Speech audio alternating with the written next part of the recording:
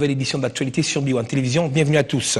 Les léopards de la RDC seniors messieurs se produisent à Liège en Belgique dans le cadre de la journée FIFA contre les Super Eagles du Nigeria le 8 octobre et le 12 contre les Panthères du Gabon. Alors Florent Ibégué justifie son absence et parle de son programme contre au CHAN 2016 à le suivre dans ce journal. Violence du 15 septembre dernier lors de la manifestation de l'opposition à la place Sainte-Thérèse. Le dernier rapport de Human Rights Watch indexe certaines autorités d'être à la base de ce désastre. Lambert Mende estime que cette ONG devra apporter plus de preuves pour pouvoir entamer des poursuites judiciaires. 14 ADF tués lors des récents affrontements entre ce mouvement rebelle et les FARDC dans le village de Bilimani, à 4 km d'Iriguiti dans le territoire de Béni. C'est le bilan livré par le gouverneur de province.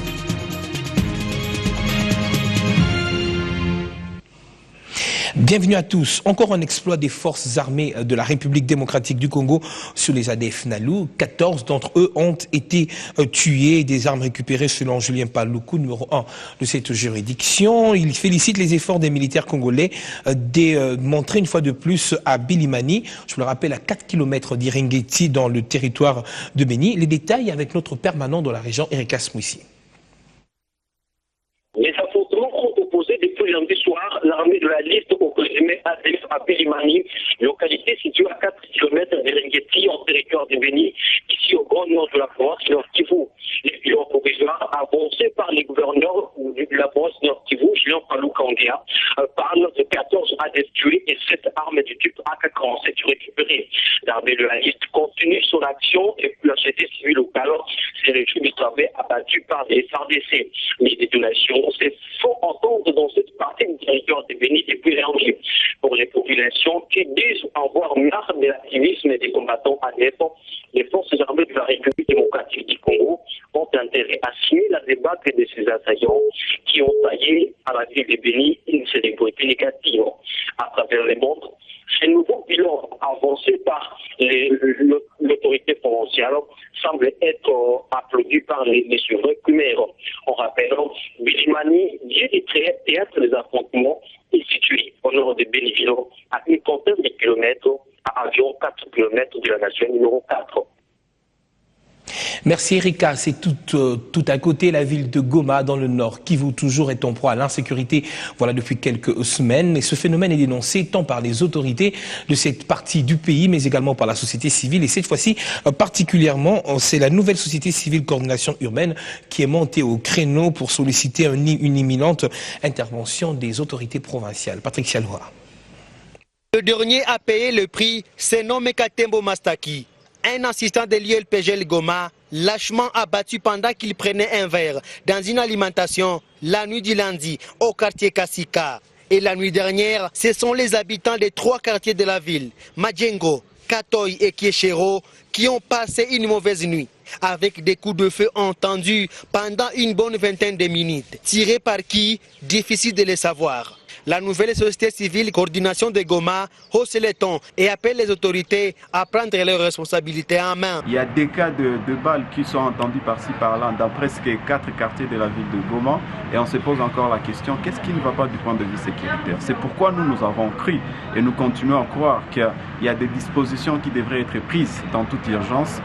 D'abord, la première disposition, c'est qu'à tout prix, il faudrait que les forces de l'ordre, les forces de sécurité soient plus omniprésentes, s'il faut le dire ainsi, pour faire comprendre que chaque quartier devrait avoir des effectifs conséquents et qui sont encore disciplinés, parce qu'il ne suffit pas seulement de tirer sans savoir pourquoi on tire, parce que ça perturbe aussi la quiétude de la population. Deuxièmement, nous voulons que la population puisse rester vraiment aux aguets, c'est-à-dire dénoncer des cas suspects qu'on peut trouver dans les quartiers différents, parce que l'ami qui a rendu l'âme, c'est-à-dire le docteur qui et assistant de l'Université libre des pays des Grands Lacs. Il a été trouvé là où il était en train de prendre l'air, qu'on l'a tiré à bout portant et nous pensons qu'il est vraiment important que les forces de l'ordre s'impliquent à tout prix. Les 2 dernières semaines du mois de septembre étaient caractérisées par 6 cas de meurtre, toutes des personnes tuées par balle, ce qui prouve que Goma traverse des temps difficiles d'insécurité. Je vous le disais à l'ouverture de ce journal, les violences du 15 septembre dernier lors du meeting de l'opposition à la place Sainte-Thérèse auraient été orchestrées par certaines autorités du pays. C'est ce qui est repris dans le dernier rapport de l'ONG Human Rights Watch rendu public ce mardi. Et interrogé à ce sujet, Lambert Mende, porte-parole du gouvernement, estime que ce rapport est une copie collée de la déclaration lue ce jour-là par l'ensemble de l'opposition. Il demande toutefois à ce que plus de détails soient fournis à ce sujet pour pouvoir entamer des poursuites judiciaires. Lorsque nous lisons le rapport, il reprend mot pour mot les dénonciations que l'opposition avait faites le jour même de cette manifestation à Njili. Il y a eu des violences, effectivement, nous les avons dénoncées, mais sans donner plus de précision en termes d'identité de personnes ou en termes d'éléments de preuve, il est difficile que la justice puisse faire son travail. Nous ne pensons pas que le rôle d'une organisation comme Human Rights Watch, c'est de répéter des allégations qui sont faites par l'opposition. C'est comme si il y avait une volonté de pouvoir peindre un peu le tableau congolais en noir, d'autant plus que nous savons qu'à Genève se tient maintenant la Commission des droits de l'homme des Nations Unies, où certains de nos partenaires s'agitent beaucoup pour obtenir l'envoi en RDC une nouvelle mission d'un rapporteur spécial aux droits de l'homme. Alors il faut dire des choses contre le gouvernement. Mais si c'est vraiment la recherche d'une vérité concernant une implication quelconque de responsables, proches du gouvernement ou pas, puisque toutes les même si elles viennent des gens qui sont proches de nous, Human Rights Watch aurait quand même fait l'effort de nous fournir des éléments documentés au lieu de répéter simplement les communiqués de l'opposition. Lambert Mende répondait aux questions de Christian Elongo. Autre chose à présent, Flore Moussendou est désormais le nouveau rapporteur de la Chambre haute du Parlement. Il a été élu ce mardi lors de la séance plénière. Sur 86 sénateurs qui ont participé au vote, 54 ont jeté leur dévolu sur sa personne. Le désormais ancien président de la commission environnement du Sénat succède ainsi à Modeste Mutinga. Je vous propose de l'écouter. C'est une forte responsabilité de prendre le poste de rapporteur d'une chambre comme la nôtre et surtout de remplacer un éminent sénateur comme Mutinga qui a fait du très bon travail. Donc je comprends très bien que c'est une grande charge qui est devant moi. Donc je dois me mettre à pied d'œuvre demain. Bon, je suis obligé de prendre la veste de la tâche. Donc je m'y fais. Je leur rassure une seule chose. Mes portes seront ouvertes pour les servir. Pour rappel, cette élection est intervenue après la démission de Modeste Mutinga de ce poste. Et il n'était pas le seul à avoir posé cet acte de solidarité au G7. C'est officiel. Donc depuis ce mardi, le EMS, mouvement politique, se range du côté de l'opposition. Information livrée à l'issue d'une réunion politique de certains partis politiques du G7. Les détails dans nos prochaines éditions. Ouverture le 29 octobre prochain à Lima, au Pérou, des assemblées annuelles du FMI, mais également de la Banque mondiale. La République démocratique du Congo y est valablement représentée par le ministre des Finances, Henri Yves Moulang. Et parmi les matières qui seront traitées figurent notamment les questions du changement climatique et des investissements. Je vous propose ici de suivre l'ambiance qui règne à Lima avant les activités proprement dites. Avec plus de 8 millions d'habitants selon les statistiques de 2014, et comme langue officielle l'espagnol, Lima, la capitale du Pérou, abrite les assemblées annuelles du groupe de la Banque mondiale et du Fonds monétaire international. Dans l'organisation de ces assises internationales, rien n'a été laissé au hasard. De l'accueil par un protocole avisé jusqu'à l'obtention des badges pour les hôtes de marque de ces grands rendez-vous, entendez les délégués du secteur public, des banques, des ministères des Finances, du secteur privé, ainsi que ceux de la société civile, ont reçu tous des facilités voulues en cette journée consacrée à l'enregistrement des participants. La République démocratique du Congo est représentée à ces assises par son ministre des Finances et gouverneur pays près la Banque mondiale et le FMI, Henri Yves Moulang. C'est lui justement qui conduit cette délégation constituée de l'ambassadeur de la RDC en poste à Washington et des experts venus de Kinshasa. Juste après les formalités d'usage, Henri Yves Moulang et sa suite sont allés prendre possession des bureaux de la RDC au 17e niveau de cette tour administrative avec une belle vue panoramique sur la ville de Lima. Ces assemblées annuelles, qui s'ouvrent ce 9 octobre 2015, vont constituer une belle opportunité pour les délégués de différents pays échanger sur des grands dossiers mondiaux, notamment la conjoncture économique mondiale, la lutte contre la pauvreté, le développement économique, l'efficacité de l'aide, pour ne citer que cela. Cet événement va également donner lieu à toute une série de manifestations, séminaires, Zoom régionaux, conférences de presse autour des sujets liés à l'économie mondiale, au développement international et au système financier mondial. C'est entre autres des sujets relatifs au financement sur le changement climatique, l'engagement des jeunes pour le financement de l'avenir du développement.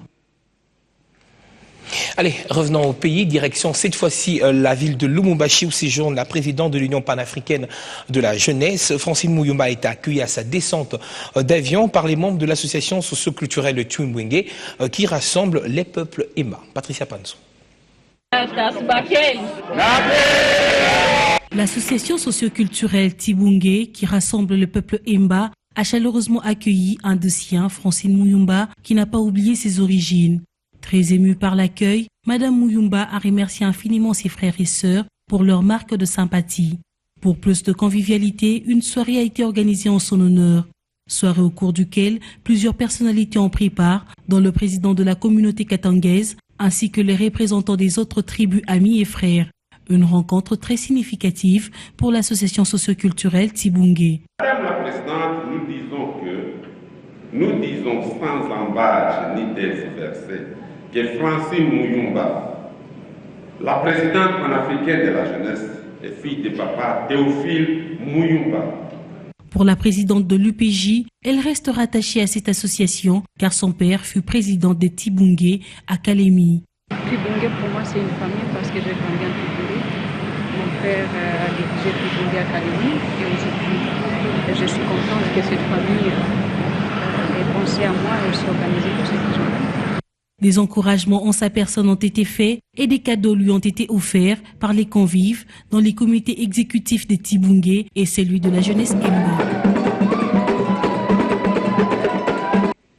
Et à Kinshasa, ce constat maire observé le long du boulevard du 30 juin dans la commune de la Gombe, des séparateurs nouvellement installés pour sécuriser les véhicules mais également les passagers se dégradent peu à peu suite au non-respect du code de la route par certains chauffeurs de la capitale, principale cible de cet état de choses. Je vous propose ici de suivre ce reportage.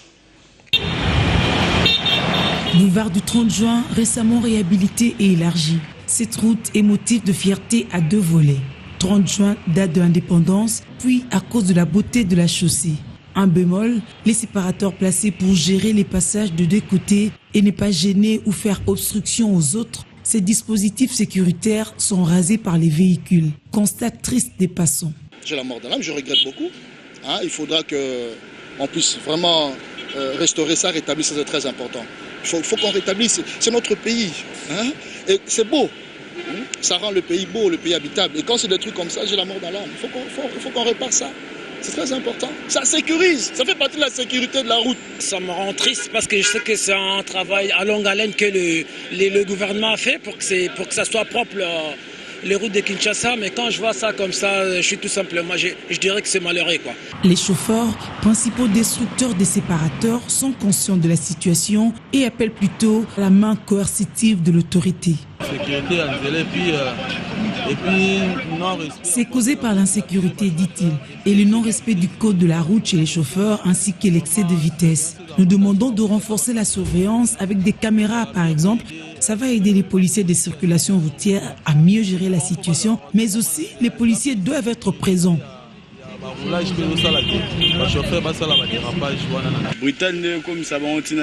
C'est ce à quoi conduit la brutalité. On a placé des limites, mais que nous ne respectons pas. Et voici les conséquences. Il faut le respect du code de la route, autrement les inciviques doivent être sanctionnés pour ce qu'ils font. Les citoyens congolais qui se sont appropriés ce beau boulevard comme patrimoine n'entendent pas à ce que les inciviques demeurent impunis. Ça nous appartient, ce sont nos biens communs, en commun, c'est très important. Donc, premièrement, je suis en train d'indexer, je stigmatise les conducteurs. Il faut qu'ils aient le civisme, c'est très important. Et deuxièmement, l'entretien. Ce qui appartient à tous doit être l'objet de protection. Les actes inciviques non réparés conduisent parfois aux excès. il faut réparer et entretenir. Des séparateurs qui se détériorent d'un côté et de l'autre, ce sont plutôt des érosions qui guettent certains coins de la capitale, notamment sur la route Ndjoku dans la commune de Kimbanseke, au risque d'ailleurs de voir cette route disparaître. L'office des routiers est déjà à pied d'œuvre. Information livrée ici par le ministre des Travaux publics qui s'est rendu personnellement sur place pour faire le constat avant d'aller sur la route nationale numéro 1 où de très grands travaux sont en train d'être effectués. Ici, sur l'avenue Ndjoku, dans la commune de Kimbanseke, certains propriétaires de parcelles se sont arrogés le droit de construire jusque sur les caniveaux. Conséquence, la route se dégrade à vue d'œil. À quelques kilomètres de l'entrée sur cette avenue, deux érosions ont menacé de couper la route en deux. L'office de route, activé par le ministère de tutelle, s'y est activé. Le résultat est à ce jour-là. Les deux érosions sont en passe d'être vaincues. Et la population est désormais consciente que ces érosions s'accélèrent, notamment à cause du mauvais écoulement des eaux de ruissellement et au dénudement du sol. Une contribution des autorités locales, telles que les bourgmestres, chefs de quartier, chefs de cellule ou chefs de rue, est fortement requise dans cette sensibilisation pour une meilleure assimilation de ces principes. Sur la route nationale numéro 1, à hauteur de la localité Mpassa, le ministre Kaswechi est allé se rendre compte du bon fonctionnement de l'ouvrage, construit 15 mètres sous terre en fin de l'année écoulée. Une visite qui l'a conduit jusqu'à Nsélé. Sur le parcours, Kaswechi a interpellé l'office de route sur les petits détails qui finalement font que les routes se dégradent vite. Le cas de l'ensablement ou encore des bordures qui tombent par la mauvaise conduite des utilisateurs. Lancement ce mardi de l'atelier de planification du projet de mise en œuvre de l'accès aux ressources génétiques et partage des avantages dans les pays de l'espace de la Commission des forêts de l'Afrique centrale. Ces assises se tiendront du 6 au 8 octobre ici sur place à Kinshasa. C'est sur cette note d'espoir que je déclare ouvert l'atelier de lancement du projet mise en œuvre de l'accès aux ressources génétiques et partage des avantages dans les pays de l'espace COMEFAC. C'est parti pour près de 2 jours de cogitation pour la mise en œuvre d'accès aux ressources génétiques. Un vaste projet visant le partage équitable des avantages entre les pays membres de la Commission de forêt d'Afrique centrale. L'espace regorge une richesse exceptionnelle en forêt dense et humide sur une superficie évaluée à près de 200 millions d'hectares. L'accueil de ces assises, une fierté pour la République démocratique du Congo qui émet le vœu de voir cet atelier contribuer davantage à l'amélioration de conditions socio-économiques. L'Afrique centrale opte pour une approche coordonnée de la mise en œuvre de ces projets. Cette initiative est bien louable et nous espérons qu'elle va apporter des résultats attendus dans notre sous-région. Avec ces projets, nous espérons que nous allons nous engager réellement pour que demain, nous puissions aller vraiment dans l'avant. Et surtout que le protocole de Nagoya concerne en tout pour tout nos communautés qu'à tout moment, nous parlons, nous défendons, nous discutons pour les changements de mode de vie. Un cadre stratégique du projet créé, une carte de groupe cible élaborée, les besoins de formation identifiés, ainsi qu'un plan de travail annuel incluant les activités régionales, nationales et locales mises en œuvre, tels sont les résultats attendus au terme de cette rencontre.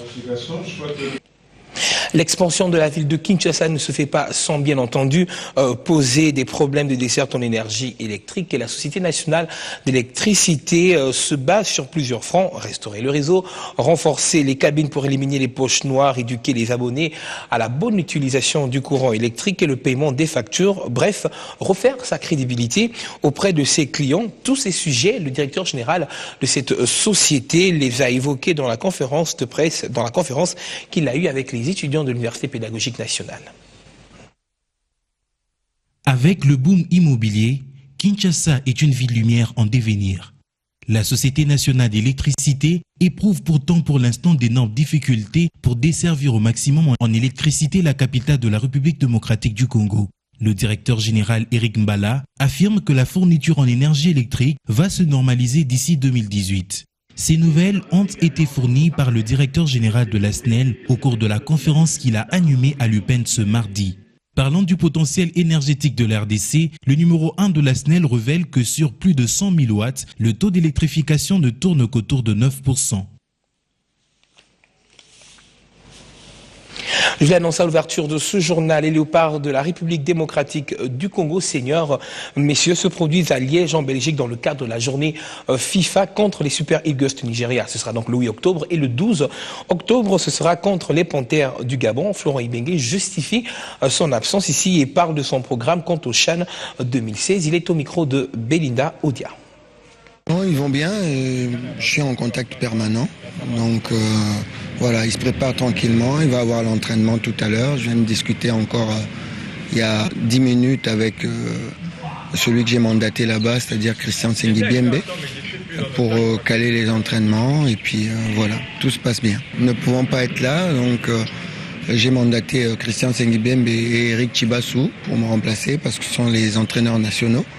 Entraîneurs de moins de 23 ans et moins de 17 ans. Donc ils vont pouvoir faire cette tâche-là en mon absence et celle de Mouini Zahir. Ça se trouve un petit peu comme le cas que j'ai pu avoir à Marbella, c'est-à-dire que les entraîneurs nationaux à l'époque n'avaient pas pu voyager. Donc on m'avait demandé de pouvoir représenter l'équipe nationale du Congo contre la France, donc c'est ce que j'ai pu faire à cette époque-là. Il se trouve que c'est la première fois où il y a un petit chevauchement entre V-Club et l'équipe nationale. Donc on a un match avec V-Club contre Dering qui se déroule le 11. Et ensuite, il y a la préparation du CHAN. Le match le plus important, c'est ce match-là du CHAN. Donc on ne pouvait pas le 18. Donc on a privilégié de tout donner par rapport à ce match du CHAN, parce que ça se joue en aller-retour et pour pouvoir se qualifier, pour ne pas rater cette phase finale. C'est pas d'aujourd'hui qu'on est en train de scruter les joueurs qui jouent au pays, c'est pas d'aujourd'hui. Depuis longtemps, on a mis un accent particulier aussi sur la Coupe du Congo. Moi, je joue la Lina Foot, Zahira joue la Lina Foot, Raoul Shungu joue la Lina Foot, Chico Mukeba joue la Lina Foot, donc on est quand même 4 observateurs de ce championnat. Donc je pense qu'à 4, on connaît quand même les meilleurs joueurs qui jouent dans ce championnat. Et les Léopards Junior Dames, elles, ont embarqué cet avant-midi pour le Nigeria, où elles affrontent les Super Falcons. Match retour du 3e tour éliminatoire pour le mondial Nouvelle-Guinée-Papouasie qui se déroulera en 2016. Avant leur embarcation, elles se sont prêtées au jeu de questions-réponses de nos reporters. Suivez-les.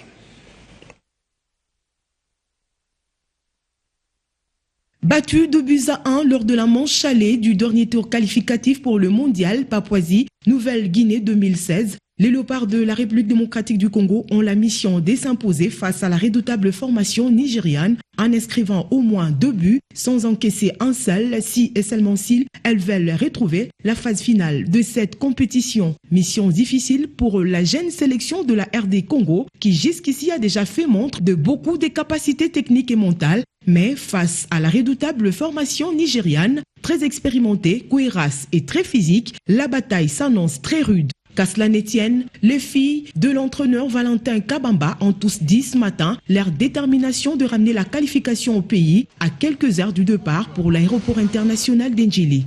On les a bien pour préparer déjà, pour réparer déjà ma faute, soit on tout ça là qui, on les a bien, tout bête match on a bien. Tout ça en sorte que tu gagnes à 3 à 2, c'est possible parce que bon on va gagner, pourquoi pas plutôt que nous gagner bon. Bon moral n'a pas bien. Va soutenir à 100% parce que victoire de qui est aux zones on a te promettait qui bon malgré tout défaite c'est le premier match à Nigeria qui et retour de qui moral les a bien aux zones en victoire tout ça l'effort il y a les bossos de qui bon otie tema tondo rabe ko Niger betarabita mais sur le terrain te be bon otie tema de te bi bon il y a bien ça là. Même sentiment exprimé du côté du staff congolais. Être battu, ce n'est pas la fin du monde. Moi, je pense que comme ils nous ont battus ici, nous pouvons les battre aussi chez eux. C'est ça notre détermination.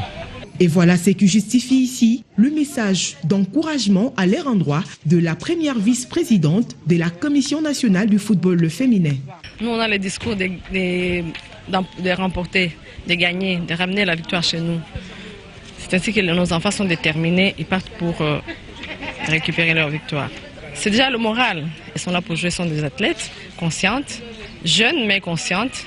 Tous les Congolais, surtout les Congolaises, comme il s'agit de nos filles qui vont jouer, on ne doit que les souhaiter bonne chance et les encourager.